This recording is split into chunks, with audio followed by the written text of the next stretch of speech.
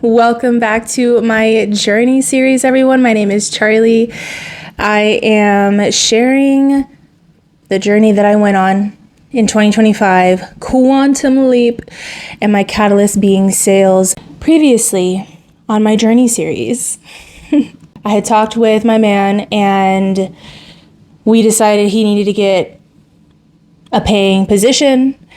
He could not stay only an entrepreneur with me generating the income. And also in the business that we're trying to make, the one that he wants to do full time anyway, he's not even listening to the coach that we paid money that we didn't have for. So yeah, I was not confident in him doing that full time and generating an income before we got evicted or starved. Sales wise, I hopped into my very first offer, got really uncomfortable vibes with the sales manager, and then realized that she was the very first lesson in my sales journey that was going to direct me in my next steps. This was the first time I underwent growth, experienced a test, and then passed the test and got to look back and see why I went through what I went through. So now that I have left that offer and gotten hired onto a new one, this is where we begin. What is it like on this new offer? Is it the paradise that I was hoping for? My face is spoiling it. That's what's happening.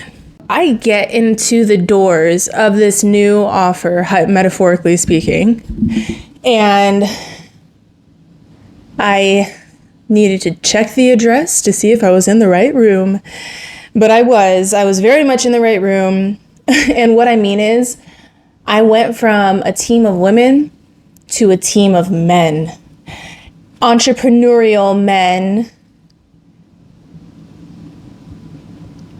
How honest are we going to be on this podcast, on this channel? You know what? Fuck it. No one's listening right now. Anyway, these were the type of entrepreneurial men who copied other successful men. And they wanted to think that they were the successful man, but they never really did what they needed to do in order to be the successful man. So they just copied and pasted themselves. But their ego is telling everybody else in their life that they're the shit, but they're pseudo shit. Now, I was a little bit familiar with an environment like this because I had actually worked in multiple police departments in Southern California. And so I'm used to a masculine environment. So I got introduced to the team and I started my onboarding with their sales manager, and he was super dope. Mind you, I still haven't officially taken any sales calls yet. So not only have I gotten on 2 offers at this point without having taken 1 call, I didn't even sell for the previous offer yet. I felt so out of my own depth. On December 21st of 2024, I called it first day of school syndrome. What if I don't make any friends? What if the teacher is mean? Where will I sit during lunch? This is the exact time that I started choosing how I was going to look at situations. And I wasn't just going to accept what everybody else would have thought about my life and where I was and decide what I thought about where I was in my life. And here's what I said about myself. I can feel that I don't have mental habits or subconscious programming for this phase of my life. That scares my body, but it tells my consciousness that this is new territory. I have finally examined beyond my limitations and the confines of my past. It's a blessing and a privilege to have reached this point, and I'm going to give it all I got. Oh my God, Charlie, I'm rooting for you. Dude, how ballsy. I have no idea what I'm getting myself into, but I'm like, let's do it. And guess what? She won. She got to the other side, but we ain't gonna skip the good stuff. Don't worry. So I'm doing my onboarding and I'm not quite sure when they're going to let me start taking calls. And their training, they just said, hey, here are some calls from our other salespeople. Review those calls. They'll help you get to know the offer, and you can formulate your own script because we don't have scripts. And I'm like, okay, cool. So I would go to this coffee shop in Las Vegas, and the way that I study for a new offer, which I learned from a pretty high level remote closer, I would review the call first, just like watch it and take the information in. Then I watch it again. And while I'm watching it again, I actually hand write out the entire script that they're saying, the entire transcript. I do all of what the closer is saying, and then only like a Spark Notes couple words of what the client was saying, unless it's an objection. If it's an objection, then I actually write out what the objection is and how the closer handles it. But that being said, all of the calls that the sales manager gave me were calls that the closer had closed. They were all good calls. So they didn't really have too many objections. The tricky thing about watching other people's calls, especially a small group of people, or if you're only watching one person's calls, you will adapt all of their tendencies, you adapt their frame, you adapt their style. And if that style does not gel well with your personality, it will fail you when you get onto a call and try to implement their frame. So if you're new getting into sales, if the remote closer is talking to a lead on the phone or in a Zoom call in a way where you would never talk to someone like that, you don't have regular conversation like that, or even professional conversation in that same way, you probably will not be able to implement their style right off the bat. It will probably take you a couple of times to get used to, if you can get used to it at all. So you can decide if you want to just develop that as your frame, or if you want to find someone else that matches you better. So I'm studying for this new offer, and I'm now building the business with my man and our new coach. So I'm doing both things. Even though the situation is not ideal as a woman, and it wasn't the situation my man wanted me to be in, it was still happening. Now, so of course, like, I'm frustrated, he's frustrated, but one night when we were going to bed, the dam just broke and he just started talking. Like, he kind of did that thing. He was like, oh, well, how was your day? And I was like, I was with you all day. So I was like, that's kind of suspicious. And I was like, oh, it was good. I had a really good day. How about you? You know, like, I feel like you want me to ask you how you are and you're just dropping hints, but I picked it up. I think they call that a bid in relationships. So I picked up his bid. It's like, how are you? We were up for like, I think 2 more hours with him talking and me listening. He started off by telling me he was grateful to have me in his life, especially because we literally almost broke up because he was being unfaithful and I gave him another chance. I would recommend not to do that. Don't do that. Don't. He was struggling to process the fact that he has to go back to work because he wasn't making enough money in the business. So to him, he kind of felt like he failed because his goal was to not have to work so he can get the business off the ground, and the business like immediately did not get off the ground. He was also having a lot of shame around the fact that I had to get a job because he couldn't provide for me anymore. And as a man, I can only imagine how difficult that was for him internally. Because I understood that he was having such a hard time, I wanted to kind of be the mercy that he needed. And I was like, hey, if it's really choking you up that much, like, I'm pretty sure I can provide for the both of us. Like, take all the time you need. I can figure it out. And he was like, no, like, I want to be the provider. Like, I am meant to be the provider. And I want to provide for you, and I want to provide for my family. And I'm like, okay, all right, cool. I understand. Like, we'll figure it out. But then over the next couple of days, I literally felt like he was sabotaging us. Like, he was sabotaging his life because he didn't like his life and he was frustrated with himself. But then because I'm in his life, I'm very much in his life and he's involved in mine, he's now sabotaging my life. And here's what I mean. Number one, he was supposed to only work on the new business structure that we're working on with the coach that we paid for.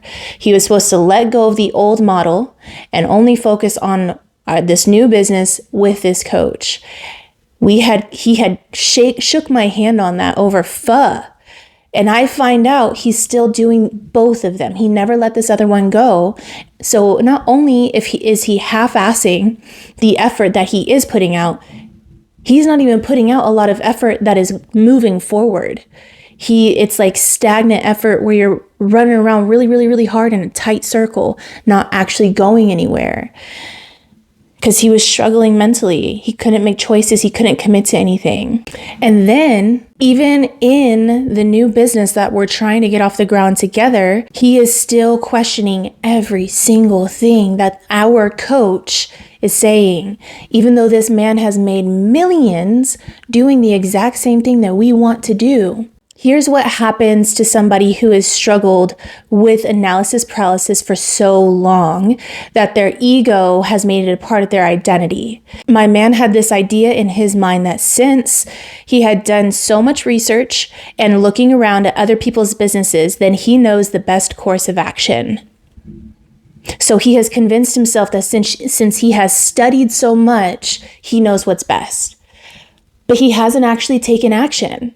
There's been no action that's been taken. This man has not only studied, but taken action and tried and failed enough to know what works.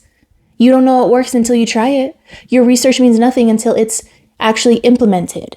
And then on top of that, I find out that even though we had that long, intimate conversation about him understanding he needs to get a job, it's already been days. He hasn't even started looking. It takes time not only to find an offer, but to get hired onto an offer, learn how to sell it effectively, and hit like a normal income. It takes time. It could take months. And we are on a very tight clock. You would think as like a man and as someone who wants to be a provider, he would have urgency when it comes to providing. And what really frustrated me was the fact that our finances were not good. I had never worked a 1099. In W-2, you can put like, hey, just take the taxes out of my check and what goes into my bank, I do what I need to with it. That's not how it is in business and when you are a 1099 contractor. You have to set aside your own monies. You need to get your own health insurance. You need to set aside your own taxes, set aside your own like savings for retirement, and then you need to manage your money after that. Not only was I not making money for so long that I didn't even have money to organize, but any little money we are making with the business that we were building together, all of it was spent. And because I had a little bit of like mentoring and coaching when it came to business, I had already like set up bank accounts where we would set money aside for different things, for like rainy day funds, savings, taxes, so on and so forth. And then what we pay ourselves and, everything. I had all of it set up. And this man, literally, I had to take the cards away from him and like not allow him to access the money, because instead of using his own money, he would go into the money we were supposed to use to pay taxes, and he would spend that.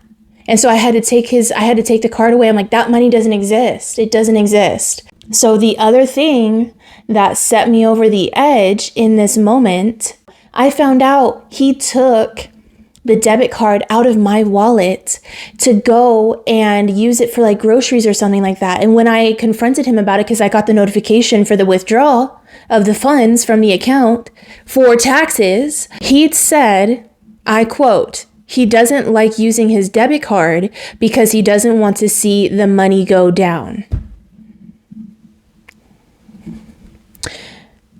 Isn't that the point? Don't let it go down. Like, go and look for a position. Go start looking for a job. Don't let the money go down. Yeah, mind you, we are doing all business things under my business name because I already had a business entity created from a previous business thing I tried.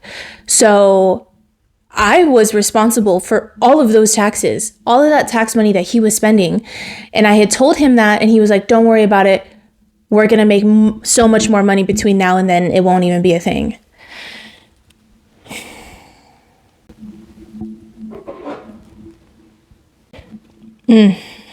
Let's just say I don't believe that anymore. Now, at the end of December 2024, the sales manager for the new offer that I'm working for let me know that they're going to start putting calls on my calendar after New Year's.